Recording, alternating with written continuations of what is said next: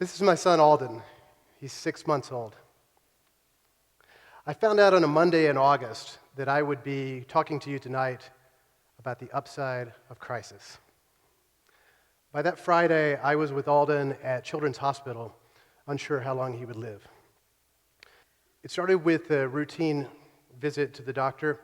They call these well baby visits, which means that, the baby's supposed to be well, and it's really just a visit. When the pediatrician heard a murmur in my son's heart, it stopped being a visit and became a slow-motion nightmare. We checked into a hospital, Children's Hospital in Denver. We got these orange bracelets that said Guardian.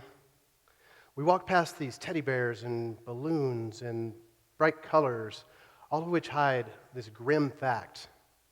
Most of the kids there are fighting the fight of their young lives, and many of them aren't going to win. An echocardiogram revealed a thickening of the wall of the left ventricle of my son's heart. There are many conditions that produce that symptom, and many of them have catastrophic outcomes. I spent the next week in and out of the hospital talking with cardiologists, neurologists, metabolic specialists. There are over a dozen of them. What freaked me out is that not a single one of them would say anything like, "Your son's going to be okay." One thing they all do say, and you might want to write this one down. All of them say, "Don't Google your child's symptoms." That's good advice. You know I Googled, right? Have you ever Googled something and immediately felt better about whatever you had? The talk I was planning to give before tonight, or before that Friday, was very different. I'd planned to talk about how communities respond to disasters. I wanted to come to you with the knowing, world-weary demeanor of a war correspondent and let you know that in all catastrophes, there are silver linings. I wanted to give you the view from 20,000 feet. I never meant for this to be personal. But we have to get personal about this. When someone or something you love is being ripped away from you, there's no upside, there's no silver lining. There's only shock and grief. Crisis is always personal. We've all been through crisis, and we'll all go through it again. We may face a natural disaster, lose a loved one, get fired from our job, crash our car, find out the cancer's back. Crisis is personal, and it is a shared human experience. When we talk about that experience, we usually talk about the textbook definition, a time of intense trouble, danger, difficulty. But there's another definition of crisis, a time when an important or difficult decision must be made, a choice. The idea I want to share with you tonight is this: crisis creates change, and change creates choice. There are no silver linings in a crisis. There are only the choices we can make. One of the worst crises in our country's history happened within the last decade. And I want to start by comparing two cities.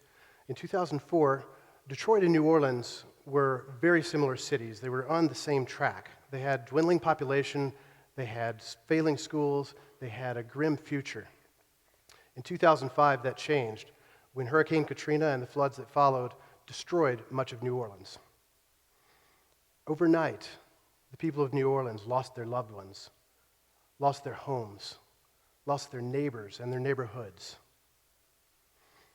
A decade later, Detroit and New Orleans still share many problems, but they are on entirely different tracks.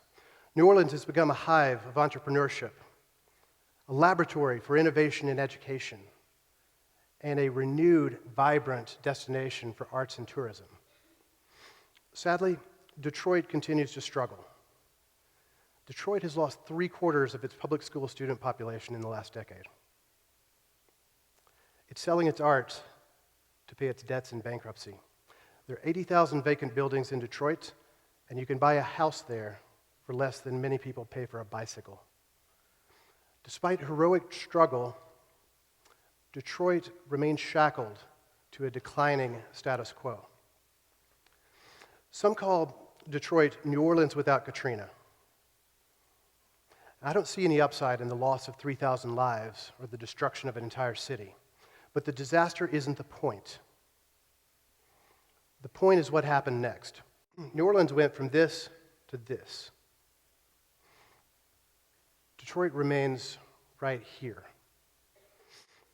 The choices that crisis afforded New Orleans made a real difference in that city's future. Detroit continues in the same direction it has for years. Katrina forced New Orleans into a new direction, and its citizens participated in shaping that direction. I've been thinking about change for over 20 years. I'm fascinated by how change happens, and I'm mystified when change doesn't happen. Most of the time, most of us cling to the status quo, and that goes for people, companies, communities. But there is an exception, the period following a crisis. Crisis breaks the status quo. Crisis forces us to change.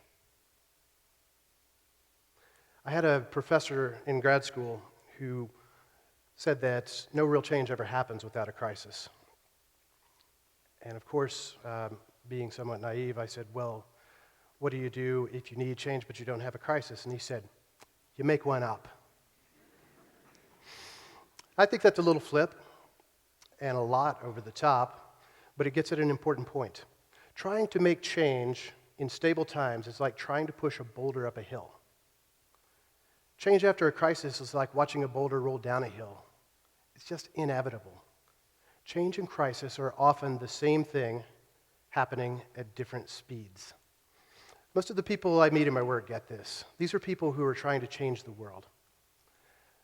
That kind of boldness always flirts with crisis.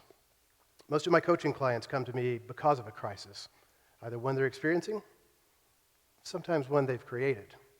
What I know about them is this: the most creative periods of their lives are the ones immediately following a crisis. They start companies, they invent things, they build communities, they change jobs or careers. Crisis always creates some kind of change. And the question is, what kind of change do we want it to be? I want you to come back with me to the hospital on that Friday night in August. It's 2 a.m. I'm sitting in the window. I'm looking out at the city lights. I can hear Alden snoring softly behind me. I hear my wife snoring much less softly beside me. It's been 24 hours since my status quo was the belief that I had the happiest, healthiest baby I'd ever met. And I'm sitting there and I'm wondering, what kind of change do I want to create out of this crisis? And my answer? None. I want everything to go back to the way it was. But crisis doesn't work that way, and I find myself sitting in that darkened hospital room and thinking, there may not be an upside to crisis. How do you tell someone who's lost a partner or a spouse to embrace change? How do the people of a city in ruins find hope? How do any of us find clarity in perspective in the midst of a crisis? This is the paradox of crisis. The choices we make immediately following a crisis are tremendously important, and yet crisis makes it tremendously difficult to make choices. We don't want change. We want comfort. And yet that comfort might lie on the other side of our choices. Winston Churchill said that we should never let a good crisis go to waste. There's opportunity in chaos that isn't there in stable times. We don't get to choose the crisis, but we do get to choose what happens next. Those choices resonate throughout our lives. The Holocaust survivor Viktor Frankl said, between stimulus and response, there's a space. In that space is our power to choose our response. In that response is our growth and our freedom. Now, I'm not advocating for death, destruction, massive loss of life tonight, and I'm certainly not encouraging any of you to go out and get a crisis to get your life moving. What I am saying is this: there's the seed of something extraordinary in every single person.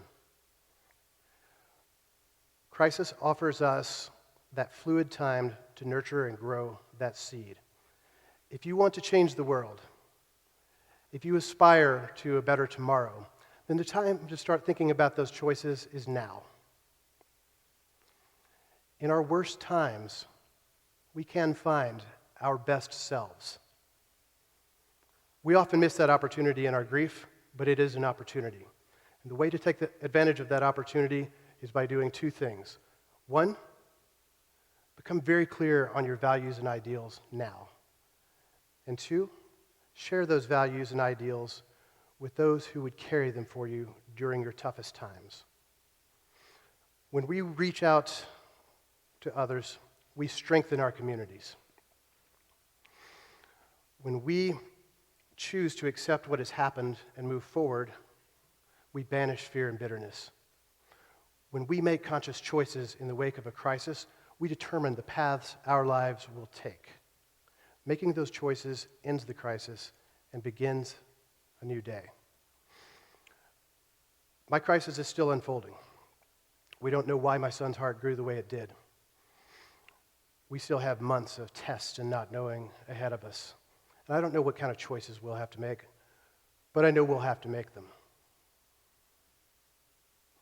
I know there are some that I can make right now. I choose hope. I choose presence. I choose the strength of our community. I choose to live a life that honors that little kid no matter what. What will you choose? Thank you.